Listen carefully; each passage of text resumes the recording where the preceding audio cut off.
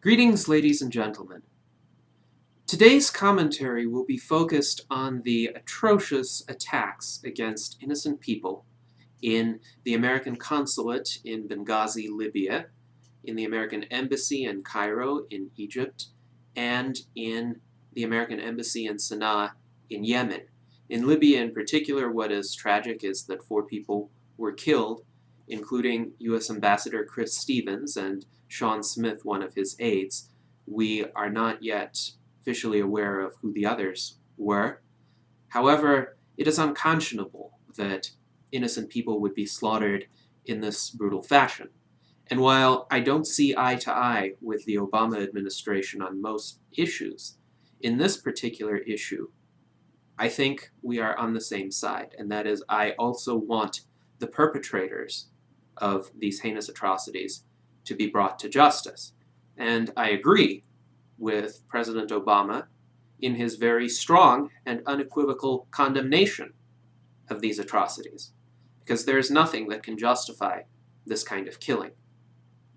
Today, I want to devote my commentary to what I consider to be the cause of this heinous incident, and namely the philosophy of collectivism and collective guilt. Now, before I start, I want to make 2 points absolutely clear. This is not going to be a commentary against Islam, and it is not going to be a call for war. And there are very good reasons for this. I say this as an atheist. I say this as someone who disagrees with the tenets of Islam. I do not believe those tenets to be factually true. However, Islam is a religion that has close to 1 billion adherents throughout the world. And I am an individualist. I believe that only individuals act, only individuals can be held responsible for their actions. And 1 billion Muslims did not attack those US facilities and did not engage in those killings. Most Muslims are completely peaceful individuals, and many, including in the countries in question, in Egypt and Libya and Yemen, have condemned those killings very thoroughly. And if you want proof, go see some images of protesters, benign protesters, holding up signs essentially saying that these murderers do not represent them and do not represent Islam.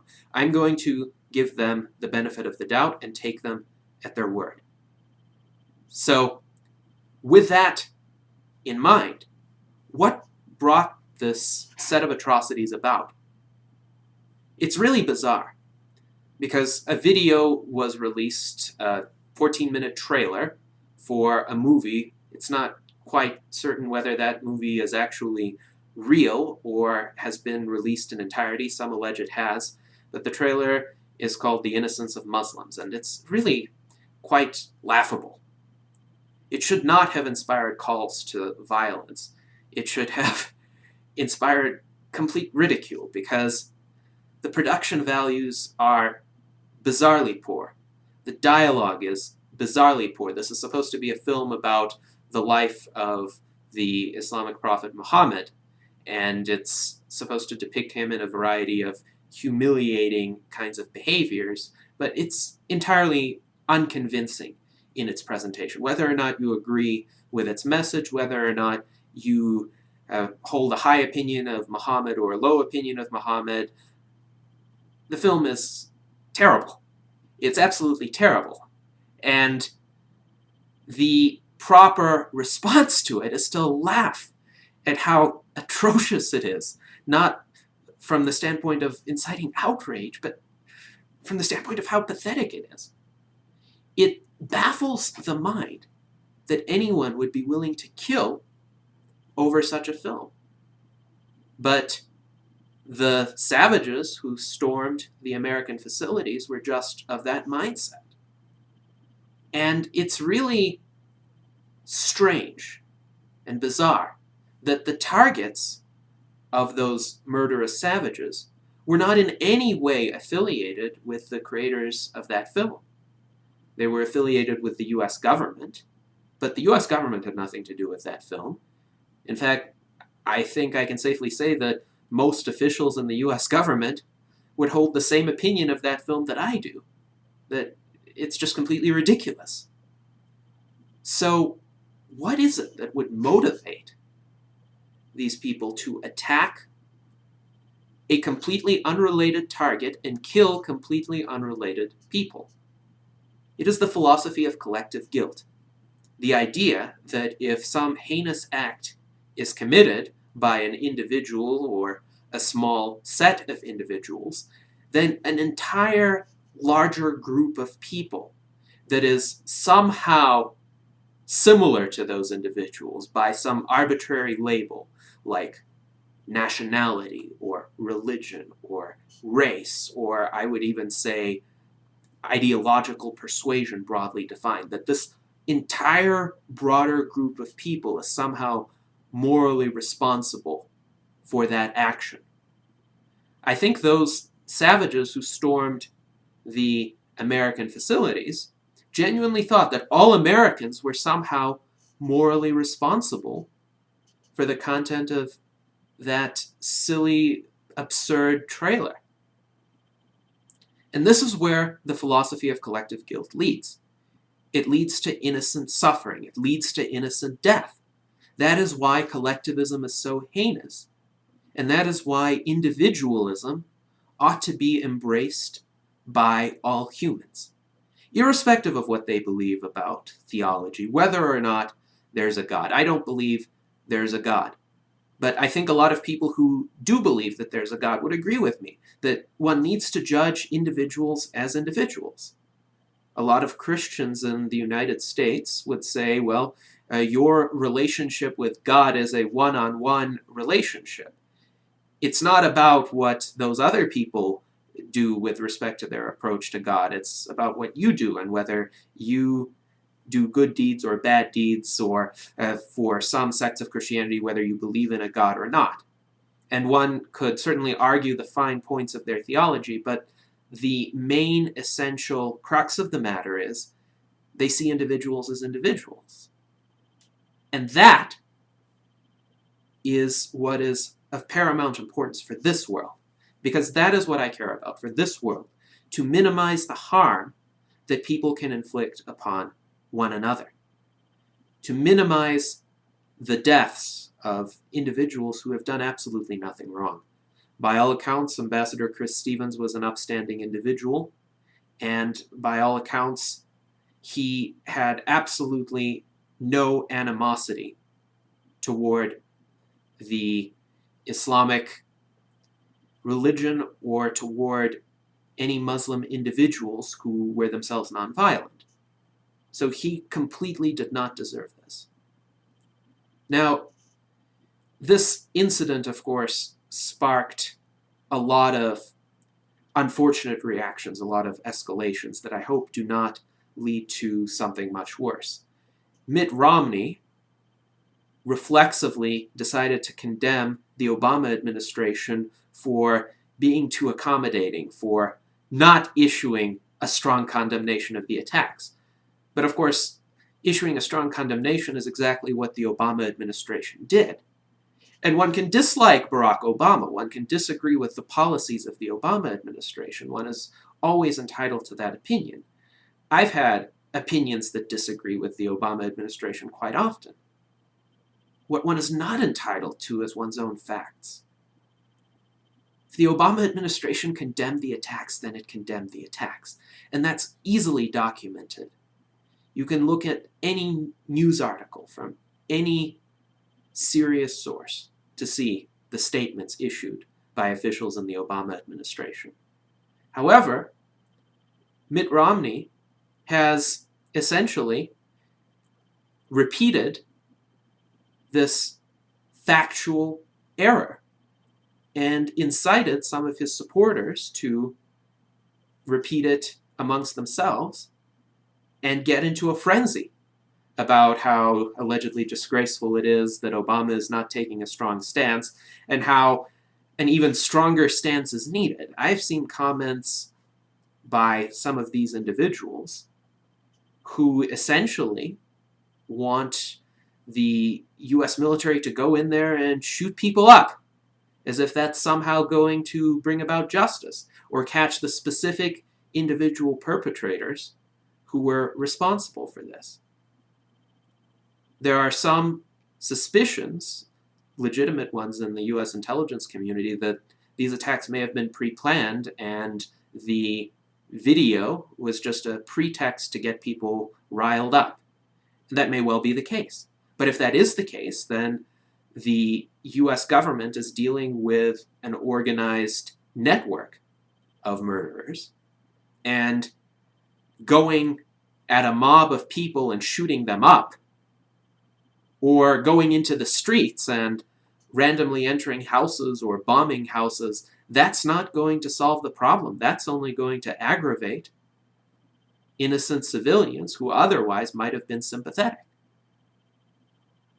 So I am very concerned and alarmed at those individuals among the supporters of Mitt Romney who are essentially using these attacks as a pretext to call for war, as if war in itself can be an act of justice, as if war in itself can somehow compensate for previous senseless killings.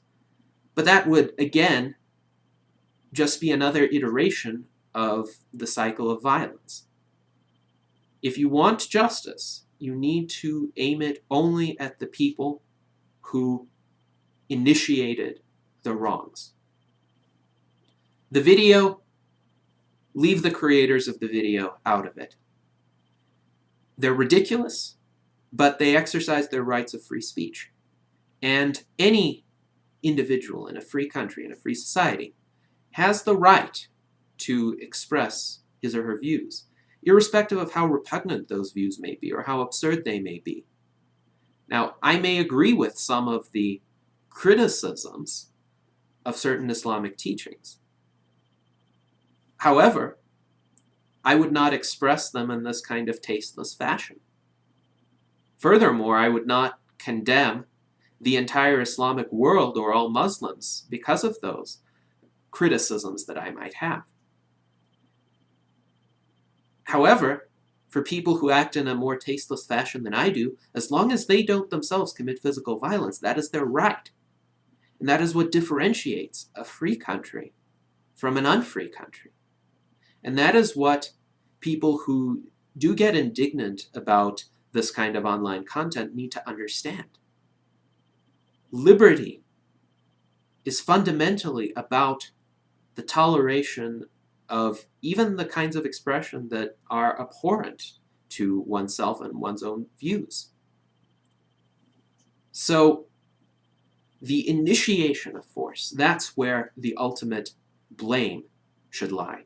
The people who committed these murders, as well as the people who vandalized the US Embassy in Egypt, are the ones who are to blame, and they should be the ones who should be brought to justice. But only they, not other people just because they happen to live in the same country or nearby in neighborhoods that are adjacent to the US facilities.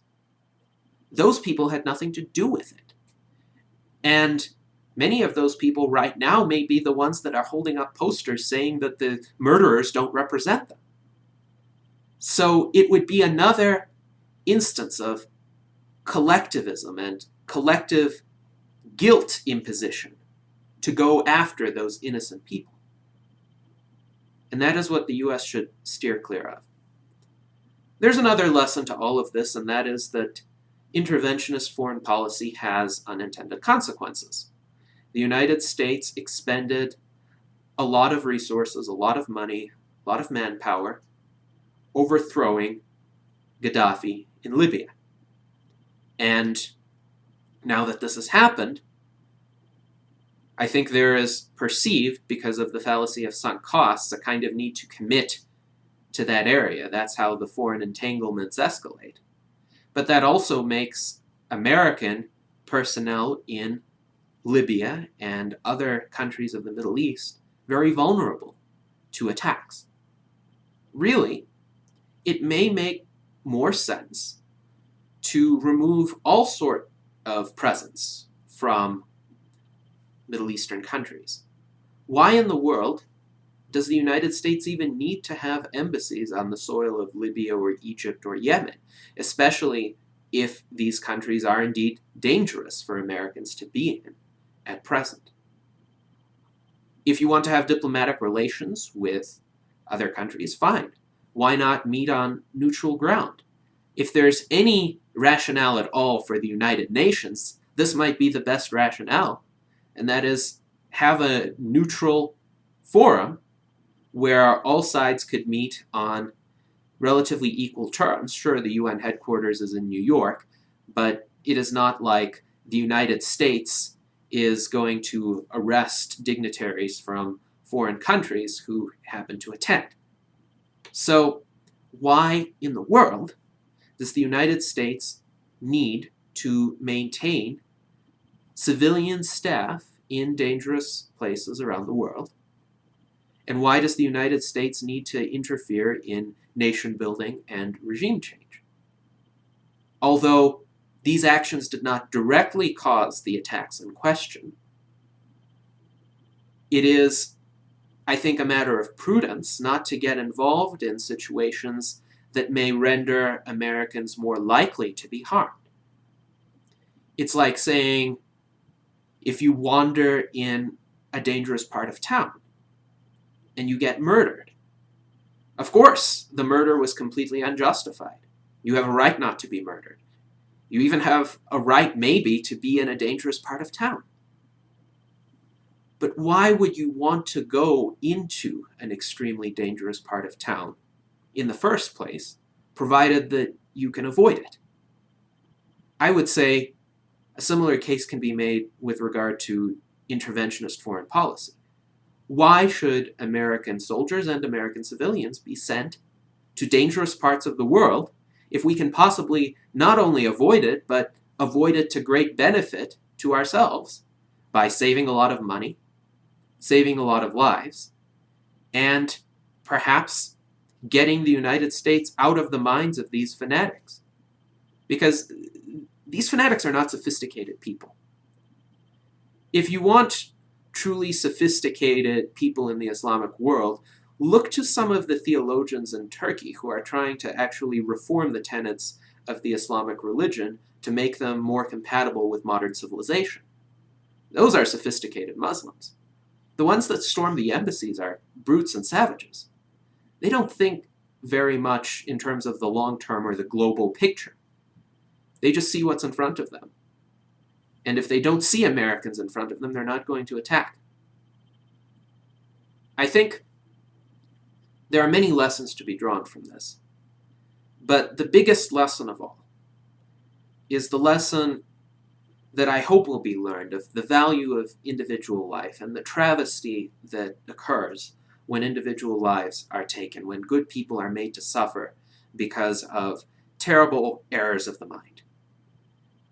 And with that, I would like to express my hopes that no further blood will be shed other than the blood of those directly responsible if they are tried and found guilty and sentenced to death. And I certainly hope that in the future, a more general enlightenment will occur in the Muslim world, so that there is not made a connection between some sort of offensive speech and the desire to kill anything, anyone, indiscriminately, because that is not how enlightened, civilized people behave. Thank you very much, ladies and gentlemen.